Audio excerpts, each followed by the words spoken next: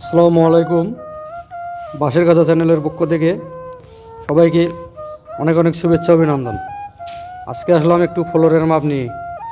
তো দেখুন, এদিকে করছে 5 ইঞ্চি ঢালু, তাতে এই বিটটা রাখছে 5 ইঞ্চি। এই যে মাথা হলো 5 ইঞ্চি, আর ওই মাথায় রাখছে মাত্র 1 ইঞ্চি। তাহলে এই 5 ইঞ্চি আর 1 ইঞ্চি, এখানে কিন্তু প্রায় 4 ইঞ্চি ডিফারেন্স। তো এই কারণে আমাদের খাঁচা বসাতে অনেক অসুবিধা হচ্ছে এবং অনেক কাঁচরাটা জমে যাচ্ছে, যে ময়লা লিটার। তবে এখন আমরা এখানে নিচে ইট দিয়ে এটাকে সমাধান করার চেষ্টা করতেছি। তো এটা যদি গ্যাপটা আছে, আর এখানে হলো 7 ফিট, তো এইটা একটা প্লাস পয়েন্ট। এটা যদি 6 ফিট হতো তাহলে অনেক অসুবিধা হতো কাজ করতে। তবে যদি কোনো ভাই এরকম করে ফ্লোর বানাতে চায়, তাহলে ফ্লোরটা জানি এই মাথায় যেরকম 1 ইঞ্চি আছে, ওই মাথাও 1 ইঞ্চি রাখতে হবে।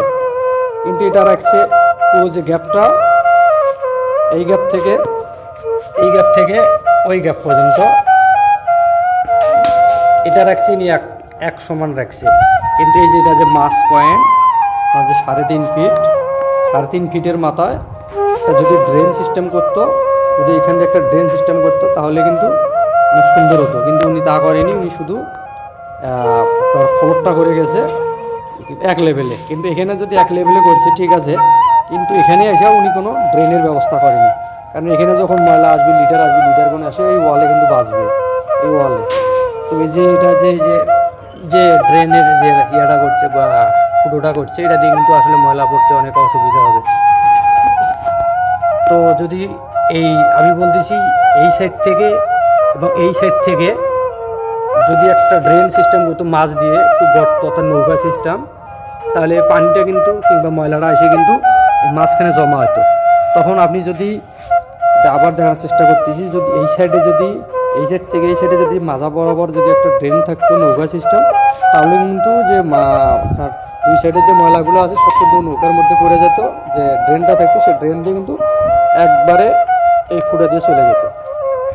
কিন্তু এখন ইনি যে করছে, এখান থেকে যখন আপনি এই সাইড থেকে যখন, এটা কিন্তু ঘরটা হচ্ছে পূর্ব হচ্ছে উত্তর দক্ষিণে, এটা যদি উনি যদি ওই মাথা থেকে এই মাথা যদি ড্রেন করতো, তাহলে কিন্তু এখানে এসে ময়লাটা জমতো না।